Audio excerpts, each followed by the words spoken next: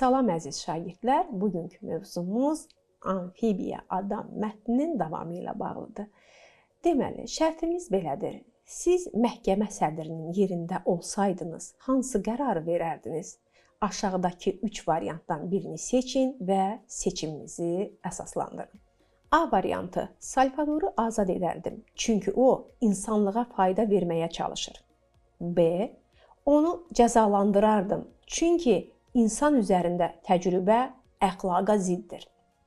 C variantı, ona elmi nəzarət altında işini davam etdirməyə şərait yaradardım. Uşaqlar, siz düşünün, burada hansı daha doğrudur?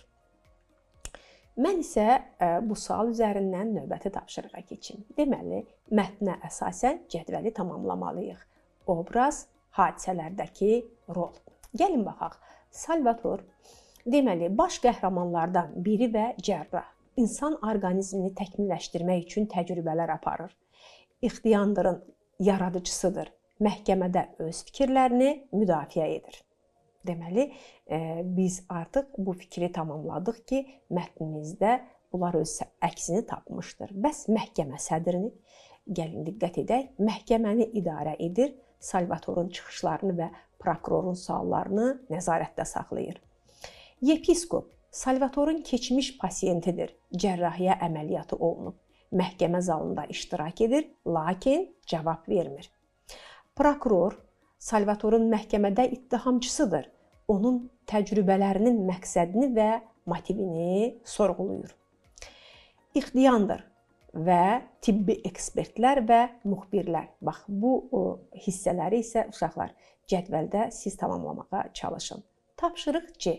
Amfibiya adam mətnindən oxuduğunuz parçaya əsasən səbəb-nəticə cədvəlini tamamlayın. Uşaqlar, səbəblər artıq cədvəlimizdə təqdim olunmuşdu. Gəlin nəticələri müəyyən edək. Salvador müxtəlif canlıların orqanlarını bir-birinə köçürmək istədi. Nəticədə İxtiyandır və digər canlılar üzərində təcrübələr apardı. İxtiyandır çox uzun müddət havada qaldı. Nəticədə ciyərləri yoruldu, qəlsəmələri qurudu, suya qayıtmaq məcburiyyətində qaldı. Salvador insanların təkmilləşdirilməsini vacib hesab edirdi. Nəticədə insanların quruda və suda yaşaya bilməsi üçün amfibiya adam yaratdı. Cədvəlin digər hissəsində siz tamamlayın uşaqlar. Bununla da mövzumuz sona çatır. Sağ olun, növbəti dərsdə görüşənə qədər.